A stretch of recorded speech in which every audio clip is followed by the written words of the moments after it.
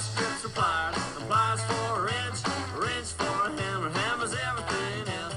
It just don't seem to make much difference. I sure do like him, but it's hard. Yeah, I mean, I'm a weird dude. I'm a sicko, man. Like I have stupid hobbies. I do weird stuff. I I don't know. I don't know. I really enjoy coding though. I really do. It's a good hobby. That's cool. And Well, I'm interested in any hobby that doesn't require me to do any sort of exercise or physical peak fitness. And so sitting on my ass all day typing on a keyboard, it's a great hobby. this is good tonight that we're virtual, so we don't even have to, we don't have to. I know. I mean, it's like you're like, hey, the bar is closed. You want to do virtual? And I'm like, yes, I do because I got a green screen. I could slap up the logo. I don't have to go eat shitty food at the Humble House or whatever. I meant delicious. I'm sorry, delicious. That's all right. We're ever back at steaks. Humble, 1886 Humble. No. Humble's great. Humble's a great place. They're more of a bar. I'd say that. They have cold drinks. No, they What have you been up to? I've been making video games. What have you been doing? did spring break, had the hellacious spring break last week. We went up to we're gonna meet some friends from Tulsa, and the halfway point that we kind of figured out was Corsicana, Texas. And so if you've been to Corsicana, it's south of Dallas, and it's Never been there. not much there. There's really not much there at all. But there was this country house that we rented on Airbnb, and it was nice, a bunch, like maybe 10 acres, big fenced yard, access to a pond. And so the idea was, hey, we'll meet some friends with Tulsa, we'll drive down, and then just shit just started happening. Just one thing after another. The kiddo loved it, but then it was just like there was always something going on. So it was just like, so our friends arrive, and one of them's got an eye injury, so we have to take a day to go get her fixed up in like Athens. How did she get an eye injury? This sounds like an interesting story. Apparently she was bringing down a bag of cat food, and it scraped the white of her eye. Boy, was I mistaken. Yeah, it was not. So that was day one. Then day two was I can't remember what day two. Oh, then day two they had to leave because there was some like death in the family, which is okay. I mean, people die. People die. I mean, you can't do anything about that, really. You got to do that. So I get that. So they took off, and it's just the three of us. Well, then that night we go out to dinner, and the fucking serpentine belt on the truck is broken. So it's like I have no power steering. And I'm just like, I don't know what the hell. And the day before, we were at this kind of one of those drive-through safari things. And you're still nursing that elbow injury, right? So no power steering is a real problem for a guy with a weak arm. That is true. I would try to strengthen it, but that's true. Hey, you want to hear a really nasty joke? Yeah, let's hear it. You can cut this out later, but it's Steve Loving is the king of shitty dad jokes. Yeah, but it turns out he's also the king of really disgusting jokes. Also, that I kind of enjoy, and I'm going to tell this one. And if he watches and you don't cut it out, he's going to be really excited because I usually just don't laugh at him when he tells jokes. Yeah. But anyway, he said, so there was this old man, this like 75, 80-year-old man that went into a sperm bank and said he wanted to make a donation. And the lady at the sperm bank is like, well, why? And he said, well, I just want to make sure I still got it. And she's like, all right. So she gives him a cup, and he takes it home. He comes back the next day and he slaps the empty cup on the table. And she's like, sir, the idea is you're supposed to put a sperm sample in the cup. And he said, well, I'll tell you what. He said, I used my right hand. I didn't get anything. I used my left hand. Couldn't get anything. My wife tried it with the dentures out. Couldn't get anything. She tried it with her dentures in. And I'll be damned if we can get the lid off this cup. Awesome. That's the best joke Steve's ever told, man. That is a good one. That is a good one. It's not bad. It's not bad. Oh my God, that's it. Good job, Steve. I don't know. You can cut that out. I don't know. It's not that bad. It's okay. It's not that bad. You can give this one back to Steve Monday when you see him. There's this guy, he's turning 100, and they do the big cake thing, right? Where the girl comes out of the cake, and sexy girl comes out of the cake, and all his friends are around, and he's like, well, hey, what's going on? And she's like, well, I'm here for super sex. And he's like, well, I imagine I better have the soup. Hey, this is a good one. This is a classic. This is the last one. Then we'll introduce our guest for this evening. All right. So this is a classic. I heard this when I was like 12 years old. My dad had a really good friend named Bud Smith. Yep. And Bud Smith was notorious for telling jokes. And he told me this joke when I was 12. So there was this old man and this old woman. They were getting on in years, and it was to the point where they didn't know when the last time they were going to have sex was, right? I mean, tonight could be the night, could be the last night. And they didn't get to do it very often. And so one night they were both feeling pretty spry. And the old man told the old lady, he said, it's been a while, but, and it could be the last time. So I want you to think about, really think about your favorite position. And when I come back, we'll give it a shot. Like whatever your favorite position was over all the years, we're gonna try it tonight. So he goes off to the bathroom to get ready, and the old lady sitting on the side of the bed, and she's thinking, I used to really like it when he would pin my legs up over my head. She's like, I don't know if I can still do that or not. So she rolls back on the bed really hard and kicks her legs, and she gets them up about 90 degrees. And she's like, man, that didn't hurt too bad. Maybe I can do this. And so she rolled again. She got them up. She got them almost vertical. She's like, well, all right. She's like, it's going to be work, but I think we can do it. So she rolled with everything she had and kicked her feet, and they got stuck in the headboard. The old man comes in and he slides in next to her and he says, Irene, this would be a hell of a lot more sexy if you'd comb your hair and put your dentures back in.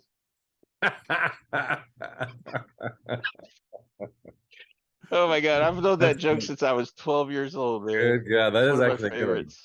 That is a good anyway, one. You want to tell everybody about our sponsors, which is amazing. If they probably all are calling in right now to get off.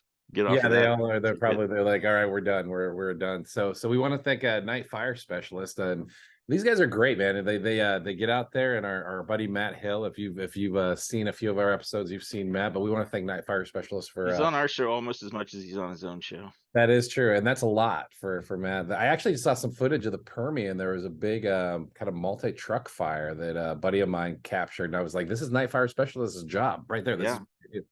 So I haven't got the details on it, but things are out there happening. We've got Calibri. Calibri. Wolf Regner. Thank you, Wolf, for being our sponsor. Wolf's a good friend of mine. We've mentioned him before, but yeah, Calibri's doing good work there in the Arcoma Basin. We've got US Oil Chem. Yep, Matt Block with US Oil Chem. Thank you, Matt, for being one of our sponsors. We appreciate you. Hanging with us. We've got 5280. That's Jeff Esbito in Denver. He called in last week or last show. Right? Yeah, it took me a minute to figure out who he was. I was like, how do that was awesome. We're like, hey, there's a strange guy calling in. He's like, I'm a sponsor. Welcome to the show. We love having sponsors join us. Yes, thank you. Yeah, it was embarrassing. Good job. You have Brandon. So our guest this evening, and I recruited him from a Facebook page on the internet, and I guess is it Meta now? Is it still Facebook or is it Meta? I don't know. Anyway, he's a member of the Frac Hands Facebook page, which is a good place to find frac hands. And we're trying to talk to field guys. So this is a little different than previous episodes. Neither one of us has ever met Brandon. I don't know Brandon. We've never met before. We gave him a phone number. He called in. He said he'd do the show. So welcome to the show, Brandon. How are you? I'm good, gentlemen. How are you guys doing? Oh, we're fantastic. So we know absolutely nothing about Brandon. So Brandon, tell us about yourself. Yeah, no worries. So my background is in oil and gas. Started with Halliburton back in 2013. Everybody started with Halliburton. Everybody does. It's the Walmart of the oil field. That's right. But got on with cement out there. Did that for a couple of years, and then the downturn in 2015. My boss gave me a pretty good ultimatum. Go home, get paid for the rest of my hitch, or stick it out and see where the oil industry takes us. So I had a couple young kids at that time and decided to take the family route. And about 9 months later, I got a call from a frac manager asking me to come over to frac. And sure as shit, I jumped on it. Moved up quick, man. Halliburton was good with I guess the education part of it. I learned a lot. Learned a shit ton. That's the really good thing about Halliburton. They're not known for being the best paying group, but they definitely you get some good training if you work at Halliburton, and they stay busy.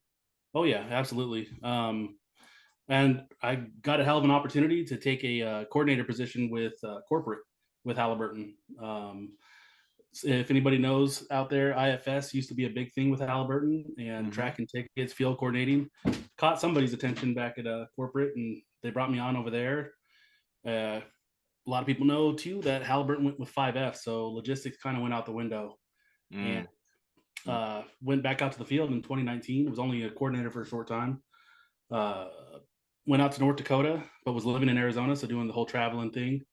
And my boss called me then. He goes, "Hey, it's slowing down. We're not going to be able to, pay for travel as much, or, our housing is actually going away too. So you're gonna have to either move out here, or we're gonna take a severance."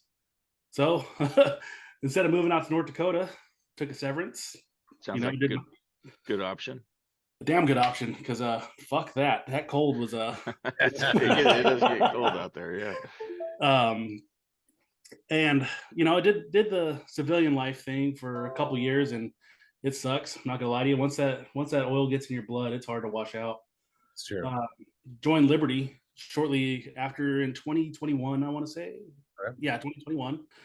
Liberty is a hell of a company to work for. Awesome company. They were mom and pop kind of operations that were going on when I first joined on.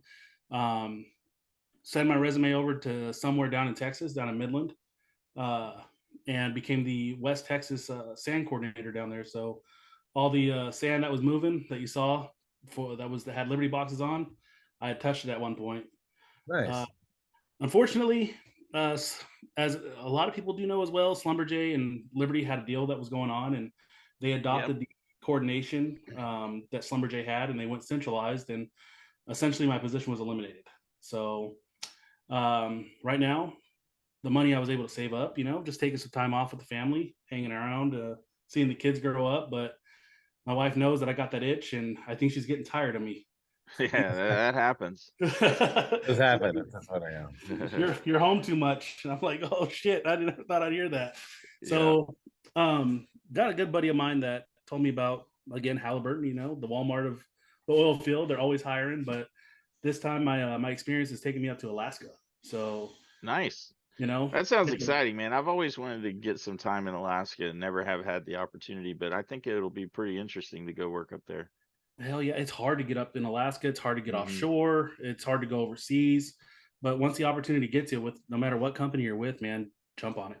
Yeah, absolutely. So, well, Brandon, it sounds like you've had a pretty typical oilfield experience, very similar to the one I've had as well. I've been laid off more times than I'd like to talk about, but I'll tell you what's good about the oil field is every time you get laid off, you have an opportunity to do something bigger and better, and it's always worked out for me. Every time I've been laid off, I've ended up in a better position. So it's actually been a motivator to go try other things every time it happens. I haven't ever strayed away from the oil field since I got in, but I've definitely done a lot of different things in the oil field. But I started out as with Halliburton as a frac guy, so I was a frac engineer and did that for a couple of years, did sales. Now I'm an executive with a manufacturing company. But yeah, man, it's pretty typical. And anybody that's out there that's in the oil field, they, some people in other industries may frown on somebody if they got laid off or think something negative about that. But if you've been in the oil field for any amount of time, you've definitely been laid off.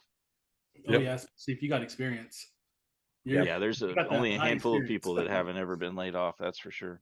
Yeah, nobody's immune to it. I definitely. Sure. Well, that's good. So when did you start? When did your whole journey in the oil field start, Brandon? Oh, that was April of 2013. I had never seen snow, never been around a real winter, so I said, "Fuck it, I'm going up in spring to Wyoming." And holy shit, was I got caught by surprise. Yeah, you got to see some snow, all right. Oh my god. We got snowed in at our at orientation. We couldn't leave our camp. We couldn't do shit. Yeah, it's good to get paid whenever you're laying around playing cards or whatever, though. That's not bad. Oh yeah. No, I spent a lot of my time, learned a lot of winter activities, winter operations in Wyoming and North Dakota. I mean, we were on a traveling frac crew in Wyoming, so we had a job down in Louisiana. Well, we were going on a road trip. We were going down to Louisiana or Oklahoma or the Upper Peninsula. I mean, we were going everywhere. So, Brandon, we have like 3 people that listen to the podcast. One of them's my sister, and she's not very exposed to the oil field. And then I think Jeremy's like, I don't know, one of your relatives listens once in a while. Yep. So we're big time. But the point of that story is that he's talking live. No, we get a fair amount of downloads. No, we do. We do all right. We do all right. We're not that bad. But yeah, it's actually been pretty good. But the reason I bring that up is because I've had some feedback that people like it. They like to learn stuff on the show, but we don't do a lot of technical discussion. But one thing that you said that was interesting was about the working in the cold weather. So why don't you tell people about the importance of keeping your fluid, your iron defrosted whenever you're working in a cold environment, and the methods you guys use to do that? Oh yeah. So what we used glycol lines, or if we didn't have that, we could throw some salt in our blender tub, or we would just keep rolling our pumps. And all that really means is we're just going to keep moving fluid from the front to the wellhead all the way back. And we're just anytime that fluid is moving, fluid won't freeze. Yep, that's right. So, and it's a big deal. And what really gets people, it happened recently out in the Permian. They had some unexpectedly cold weather, and if you don't keep the fluid moving, man, it'll ice up everything. It'll ice up your pumps. It'll bust fluid ends off the pumps. Really? Yeah, it can get really bad if you don't properly drain your lines and stuff in the middle of the winter. And yeah, glycol is a common method, but the key thing is if you know that it's coming, you just have to keep the fluid moving. Doesn't matter how cold it gets. If you keep it circulating, you can keep it defrosted. So that's good, Brandon. Thank you. I didn't know that. This guy knows what he's talking about. You know what I'm saying? After last episode, I thought you were going to talk about pissing on it, and so I was pleasantly surprised that you just keep it moving. Well, I mean, one way to keep things warm is with an air fryer. I've heard that. I have an air fryer, Brandon. Have you heard about it? Yeah, this is where the edits come in, Brandon. Yeah, so I've got an air fryer, but I haven't been able to figure out how to use it because the grease never gets hot. Oh, Jesus Christ. Oh man.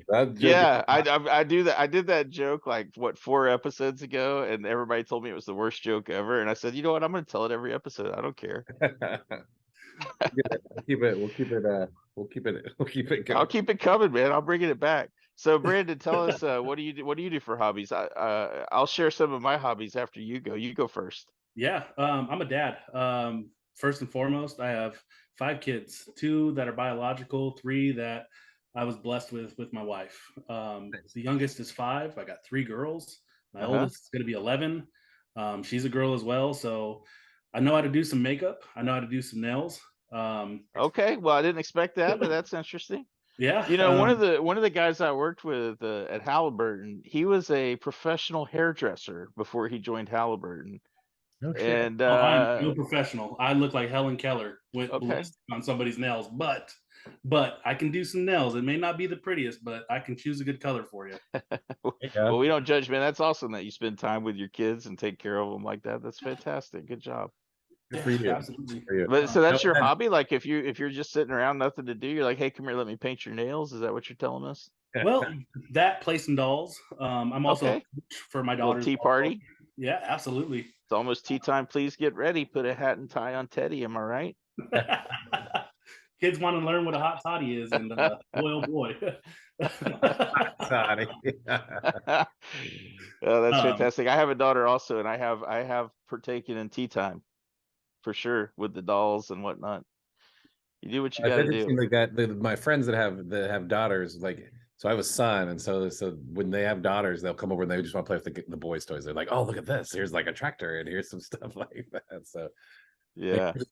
But your daughter's older, right? She's what, 12, 13? She's 12. Yeah, she'll be 13 this year later on, like in December. So she's just recently into 12. But yeah, you know, the tween teen years, they get pretty stubborn.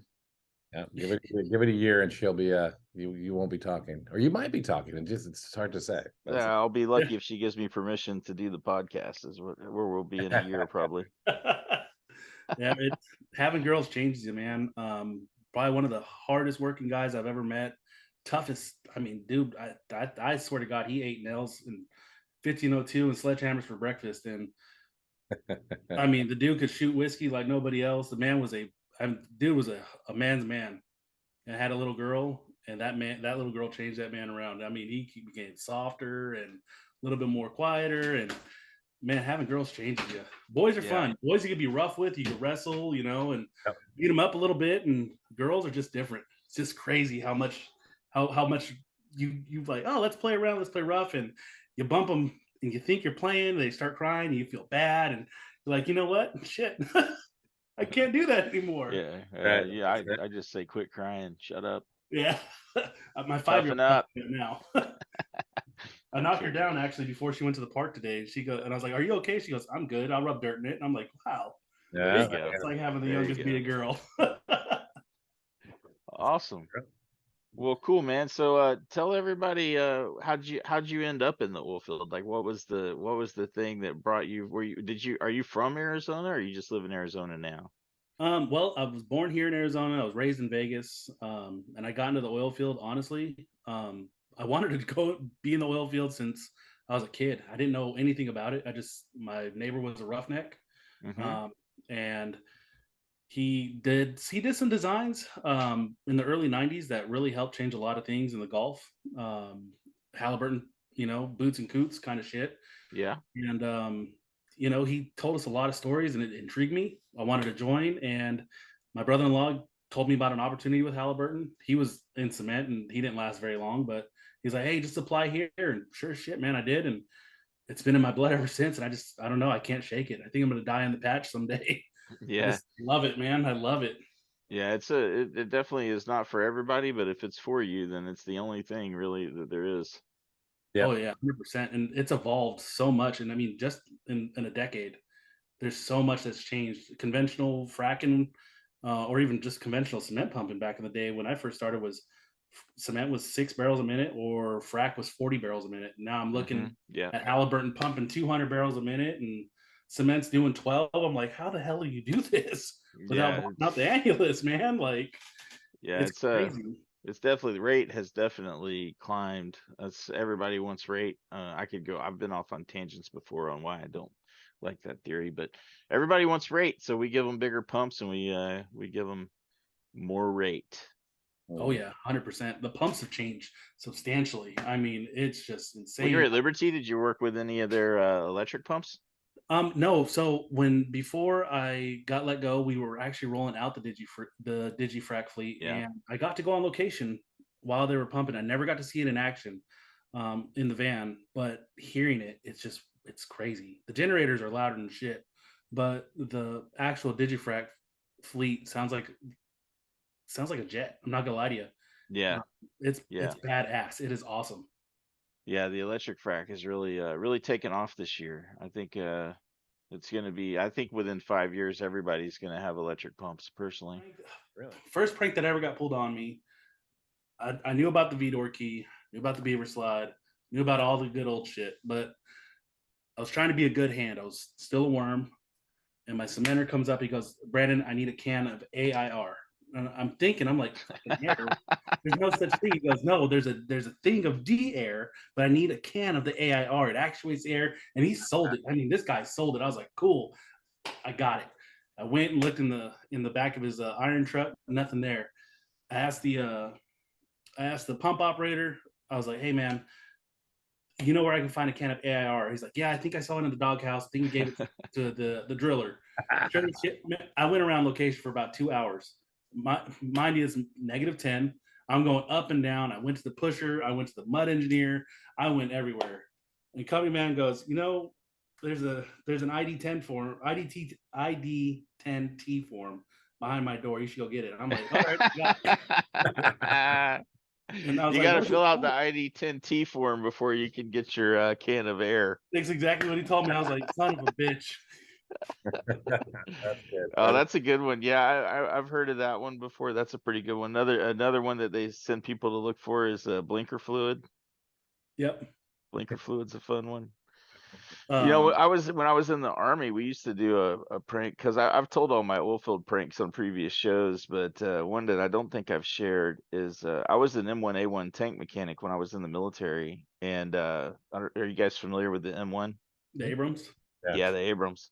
Yes, Yeah, sir. so they weigh 65 tons whenever they're not combat loaded, right? So they're a heavy piece of equipment, and they don't really have shocks on them, but they have torsion bars that are mounted to the road wheels that act as like a shock absorption. we'd get fresh tankers, green hat tankers, and we'd tell them that we had to inspect the shocks, and we'd hold like a yardstick by the front of the tank, and we'd make them jump off the turret onto the front of the tank, and we told them they had to deflect it by a 1/4 inch. And you're not going to move, like a person's not going to move a fucking tank. And we'd have them jump, and we'd tell them they weren't jumping hard enough, and we'd have these freaking tankers, like 3 at a time, jumping on the front of the tank trying to check the suspension. That was pretty fun. That was a good time. Film that just random, just gifting right over the top. Yeah. I mean, you could drop another tank on a tank, and you're probably not going to displace the suspension. But anyway, that was fun. So Brandon, you talked a little bit about the changes in the last 10 years. What have you? I mean, we talked about rates and that sort of thing. Have you seen anything else that you've changed, either for better or for worse? I mean, are we heading in the right direction, or? I hear a lot about we're putting a lot of sand away, but are we doing the fracs justice? That's a good question. Yes and no. The sand that you're putting down hole, I mean, we can get into the nitty gritty of it. We use shit sand, in my opinion. We're using this brown home sand, 100 mesh local sand, and it kind of runs like, it kind of is shitty. I'm not gonna lie to you. Oh yeah. It's your charts look like ass. I mean, I know there's no BLM down in the Permian per se, there are, but they're not taking big looks like they are up in Wyoming, North Dakota on the res and shit like that. But your charts look like shit. Your blender is running like ass most of the time. Your pumps are taking a beating. Your iron is getting worn the hell out and pitted all to hell. But I don't know. I guess I'm still in the old mindset. The shit's been in the ground for millions of years. It can sit there for a couple extra years while we figure out how to get a good frac in and make your charts look good, make your pumps run decent, and you're not burning guys out trying to put as many pounds of sand away per day, but you're getting a good quality job out of it. Yeah. But I mean, at the same time, it's good to be working. It's good to see those trucks going down the road. It's good to see a lot of people that may not have understood what the industry was get it into their veins and give their family a better opportunity. So I mean, it's a double-edged sword. Once you get into the quality aspect, it's kind of shaky, but you look at the human aspect, it's a good thing. Yeah, I mean, one of the things that's overlooked with the use of the brown sand, basically it's river sand. It's called a lot of different things, wet sand they're calling it now, but it's to the point where I've heard of locations. I've never been on one of these, but I've heard that the new method is to just pile. There's people that are just piling sand on location, and they're basically scooping it up with freaking loaders and dumping it into the hopper. Really? More or less. Yeah, I've heard that, and the one thing that gets overlooked on that a lot is the debris. Yeah. Not just the sand. I mean, the sand is not of the highest quality. It's going to crush and everything else. The reason for anybody that's interested, I guess maybe I'm the only person, but the reason that we're using the brown sand is because it's cheap. Yep. And the reason it's not really considered to be that bad is because we're fracking shale reservoirs, and shale reservoirs have extremely low permeability. So even if you crush the sand to shit and make a whole bunch of fines and you damage your proppant pack, it doesn't matter, because the shale is so low has such low permeability that whatever you put in, it's going to be better than what you have. And so you'll still have a pressure drop. You can still get the gas out of the well out of the well. But the one thing that's a bigger issue is a lot of this stuff comes right out of a river bottom, right? So they just harvest the dirt out of the river bottom. And the amazing thing is how many screws and bolts and nails and tin cans and shit that come out of the river bottom also. And sending shitty sand through a pump is one thing, but sending a handful of nuts and screws through a pump, that's a totally different story. Yep. So there's a lot of downtime that's caused from damage to the pumps, and it's really tearing up equipment to do that. There's not a lot of good strategies for getting the debris out of those situations. So that's one thing from my experience. One of the reasons I'm not a fan, because you have to shut down to repair pumps every time you send a handful of tin cans through the deal. I'll tell you an interesting thing. Back in the I'm an old fart, Brandon. I've been doing this for a long time, and I was here whenever shale frac started, man. That's how old I am. Like, the Barnett Shale was where I cut my teeth when I was starting out with Halliburton. Holy and that's when we first started doing these big. What'd you say? He's like, Holy holy Jesus. shit. Yeah, old. I'm old, dude. I'm old as shit. So we were working on the I think it was called the F. Howard Walsh Ranch, was one of the places where because we, whenever I started, we were still doing crosslink jobs. There's a lot of people that don't even know what that is. Yeah, and But that's what's surprising is people don't know what a crosslink is anymore. What? yeah, Fuck. yeah. So whenever I first started, every job was crosslink. We even did some misc jobs, which were complex diesel jobs, and I don't think anybody even knows how to do that anymore. But Nope. we used gel diesel, and we used gel, and but anyway, so the Barnett Shale was picking up. It was some of the first areas where the shale fracking was first started, and everybody decided, hey, we're not using gel anymore because it's too expensive, and all we need is rate. We need lots of rate, and that's where the rate thing started, and it's been going ever since. But so the first high rate job I was on was 120 barrels a minute. And we had a whole shitload of equipment out there to go 120 barrels a minute because it wasn't built for that, right? We didn't have pumps that were built to go 120 barrels a minute. We had 4.5-inch fluid ends, sometimes 4-inch fluid ends. So that that you had to have like 26 or 30 pumps to get that kind of rate back then. Yep. Yeah. Yep. And the other thing you had to have was a good supply of water, right? And so we were transferring. Before that, everybody used frac tanks. Right. Well, all of a sudden, we have to figure out a way to transfer water into the frac tanks while we're going, and we'd have like 40 frac tanks on location. It's way more efficient now. Water transfer has really come a long ways since then, but back then we had like 40 frac tanks on location, and we're transferring water from the pond, and a line would break on the backside, and there would be brim flapping around on the water. Yeah. We were sucking fish out of the ponds, and we were pumping fish downhole, like. Nice. I'm not even kidding. Like the line would break and there'd be fish just flopping around all over location. And we're like, well, the company man's like, how are you guys filtering that out of what no, we're not. It gets pulverized when it goes through the quints, It's gonna make oil in another million years. We're replenishing the source by Yeah, it's pumping fish renewable. directly Yeah, to the it's source rock. renewable resource. It's just a longer timeline. Is all. That's all. It is. Longer timeline. Yeah, that's a true story. And here's a good one. One time whenever I worked at PetroQuest, we were fracking up in the Caney Shale in Oklahoma, and we were pulling water from locations that were quite a ways from us, and we had probably 3 miles of poly pipe on surface. Well, whenever the poly pipe was all rigged up with like these clamps that you'd have like a 10-foot section of poly pipe. It was like, I don't know, maybe 6-inch diameter, and it would be clamped together. But whenever they were installing it, they would lay out the poly pipe, and then they would come back through and clamp it, right? So it was open-ended. Well, a skunk got in the poly pipe, and so we start fracking, and we lose our water, and we're like, what the hell's going on? And the poly was plugged off. We couldn't transfer any water. Our frac tanks are going down, and we had to shut the job down to see what was going on. So we go out and we break the poly loose. And oh my God, if you pump a skunk into a manifold at like 100 barrels a minute, it gets really stinky. I don't know.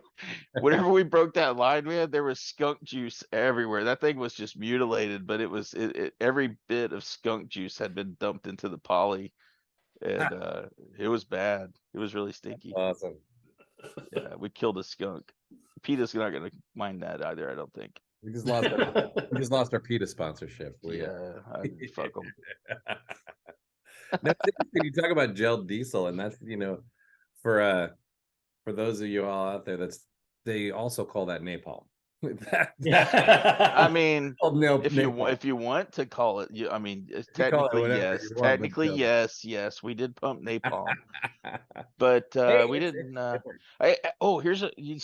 There's a lot of World War II. Well, I guess napalm's Vietnam, but there's some World War II possibilities on location also. So I'm gonna use some names on this one because it's one of my favorite stories. Have I told you this story before, Jeremy?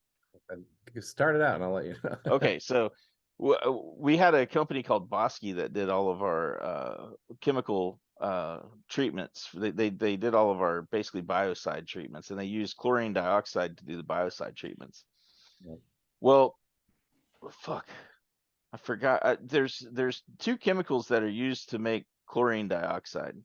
Mhm. And there's also a third chemical that was used in the process that if you mix it, you make mustard gas. Oh, really? Ammonia. Yeah, it makes mustard gas.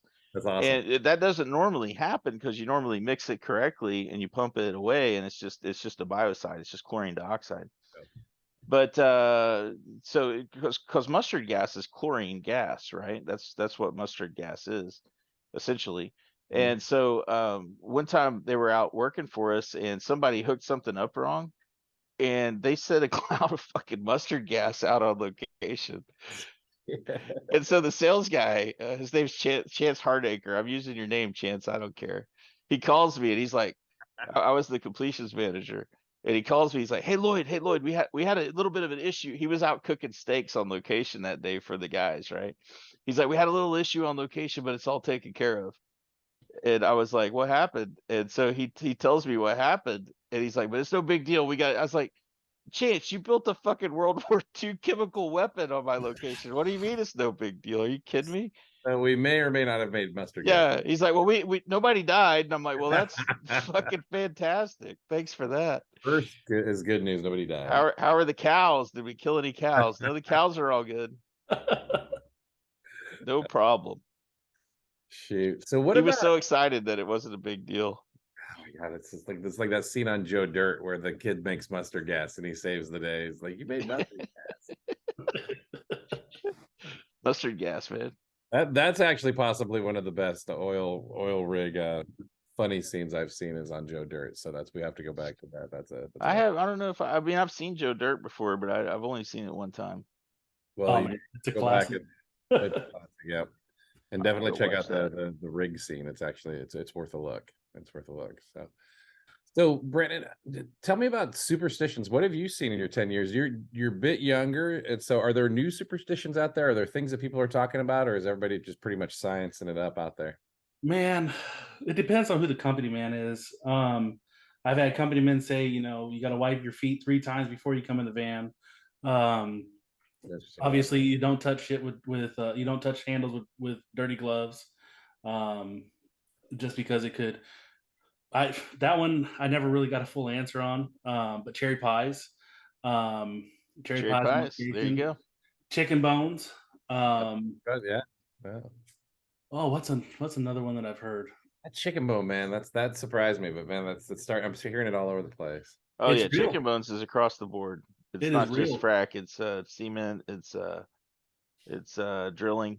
Everybody's scared of the chicken bones. I am terrified of them. I didn't believe in it until somebody ate chicken bones and threw them in the cellar of the wellhead, and that was it. Fucking locked up the well. I was like, oh, that's real. This well's been treating beautiful. And all of a sudden, we screen out. We're done. Yeah, you'll screen out. You'll That's part weird. casing. There's all kinds of cool things that can happen with chicken bones. They're bad. I don't even know if I news. want those fuckers in my house at this point. I just like give me boneless, skinless. That's what I'm looking for. I do like bone-in chicken though. That's one of the shortfalls of that deal. But I just make sure it goes straight to the dumpster.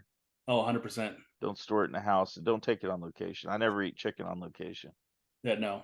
It's always steak or hot dogs or burgers or anything other than chicken. Yep, burgers are good. But yeah, other than that, I mean, the superstitions were just based off of who the company man was. I think the craziest superstition I heard was don't whistle at night, and this was on the reservation in North Dakota. And I'm like, oh, okay, how are you gonna hear me? There's 15 pumps in line, but all right then. Never understood why. I never heard that one. Don't whistle. Yeah, don't whistle at night. Just at night. I'm like, oh, At night. okay, all right then. I never even looked it up. Might be some Skinwalker Ranch stuff going on out there in the reservation. Maybe. All right, viewers, if you're watching and you know why we shouldn't whistle at night, let us know. What for the young guys coming in, those fresh out of it, what advice do you have for them? You've been in it for a little over a decade. Like, what would you tell them to you're coming into the business? What do you leave them with? So, for a new guy coming in as a hand, there's no such thing as a stupid question until you've already fucked up. Oh my God, I say that all the time. Yes, yeah. I'm gonna jump in, Brandon, because that's my favorite. That's my favorite thing. Is I always tell people I at safety meetings. That used to be my safety topic when I was a company man. Is There's no such thing as a stupid question, because if a guy asks a question, at least he cares enough to ask the question. And so you never treat that guy like he's stupid, because there is no such thing as a stupid question. What's stupid is thinking you know what you're supposed to do and fucking shit up. Yep. But asking a question and finding out how to do it right, there's no such thing as a stupid question. So very good, Brandon. I agree with you 100%. The other one that we said at our safety meetings was don't stick your fingers where you wouldn't stick your willy. Yep, that's Um, 100% correct. slow down. The shit's been in the ground for 100 million years. Let it be down there. Slow down for a second. It's not worth your hand. It's not worth fucking up equipment. It's not worth hurting somebody. You're gonna progress. Don't give up, and don't feel like just because you're shoveling sand for 6 months, you're never gonna go anywhere. You got to start at the bottom, and it sucks, but everybody's done it. The guy that's running around location that you are asking the questions to, that son of a bitch, he shoveled sand for a long time too. You'll get there. That's right. Everybody's got to start at the bottom. Started at the bottom, now I'm here, right? Yeah. That's a song or something. Yeah. Silence isn't always the best, but know when to shut up. Yep. If then that's one of the things that's changed as well, is you can no longer go behind the water tanks, but everybody's got to clock out sometime. So if you piss somebody off bad enough, people are gonna find you, I guess. That's true. Yeah. You're not the toughest son of a bitch out there. The people that are older, they're some of the toughest sons of guns you'll meet. But I'll tell you, Brandon, the behind the water tanks thing was still a deal whenever I started. That's how old I am. It was still a deal when I was in cement and when I was in frac. Let me ask you a question, Brandon. I haven't ridden with the crew in the tractors in a while, but whenever I started out, we used to harass all the rock haulers we saw. You still do that on the radio? Oh yeah. Oh yeah. The rock haulers get some shit when a frac crew rolls by. I can tell you that. The one that gets more than anybody else now is water transfer.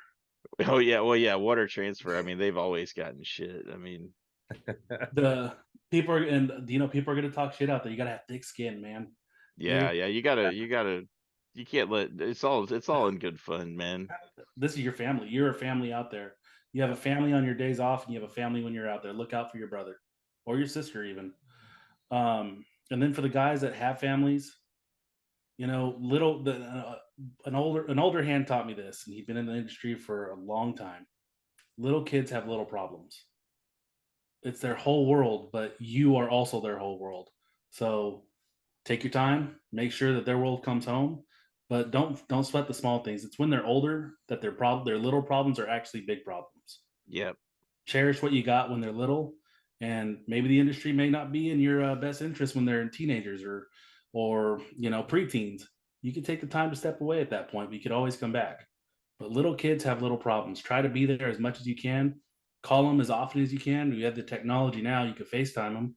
Yeah. Let them know that you love them, and that when they're older, they're going to understand why you were gone so much. Hell of a deal. It's good advice.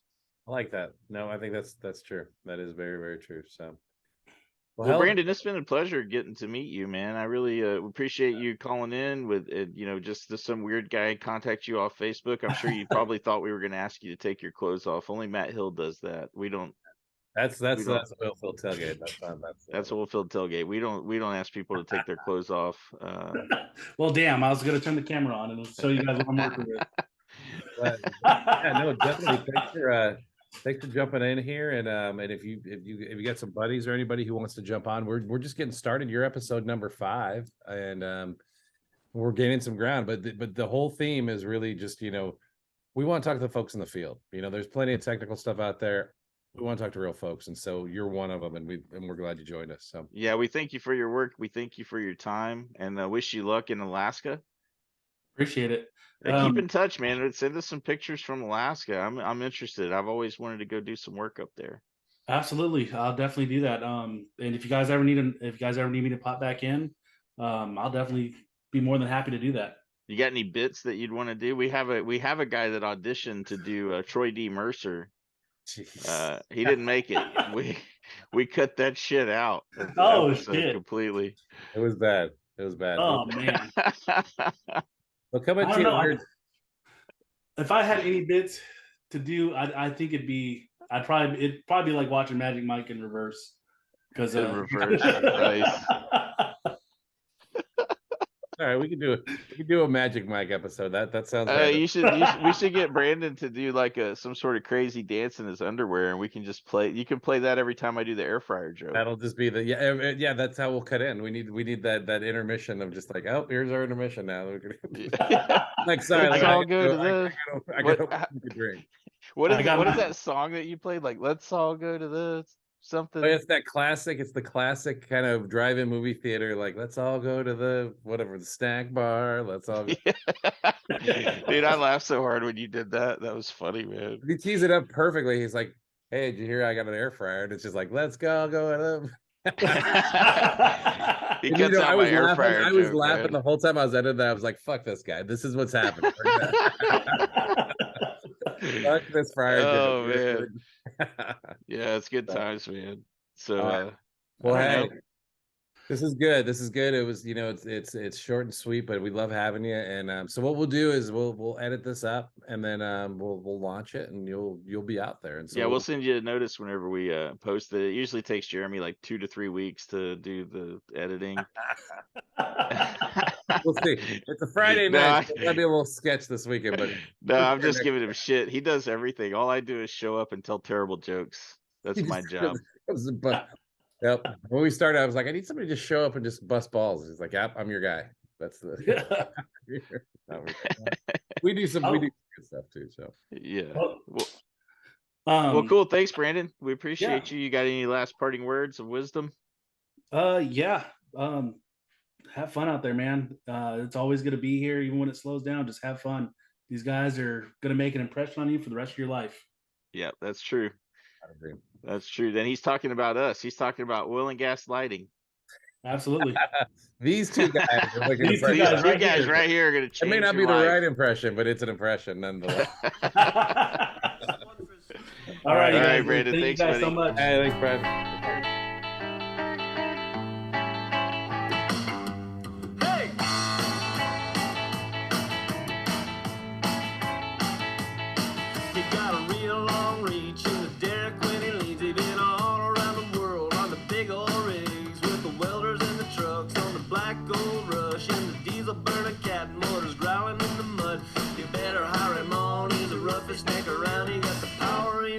Pull the dragons from the ground, yeah.